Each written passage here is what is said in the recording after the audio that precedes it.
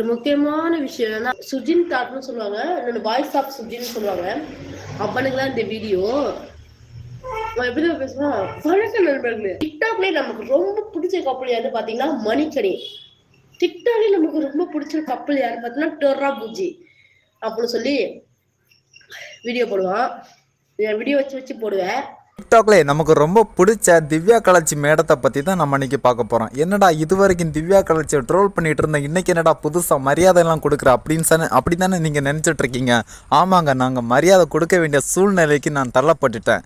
ஆமாங்க, நான் எல்லாரையும் டிக்டாக்ல நமக்கு ரொம்ப பிடிச்ச கப்பல் ஏகப்பட்ட பேரை சொல்லிருக்கேன். உதயாசுமதி, அமர்நந்தினி, அப்புறம் டோரா பூஜி ஏகப்பட்ட சொல்கிறதுனால திவ்யா கலாச்சிக்கும் நான் மரியாதை கொடுக்கணும்னு சொல்லிட்டு என்னோட வாய்ஸ், இந்த க்யூட்டான வாய்ஸ்னால அவங்களுக்கு நான் மரியாதை கொடுக்கணும்னு அவங்க எதிர்பார்த்துட்டு இருக்காங்க. ஸோ அவங்கள பற்றி நான் ட்ரோல் பண்ணனால அவங்களுக்கு அது பிடிக்காம நம்ம சேனலுக்கு வந்து ஸ்ட்ரைக் கொடுத்துட்டாங்க.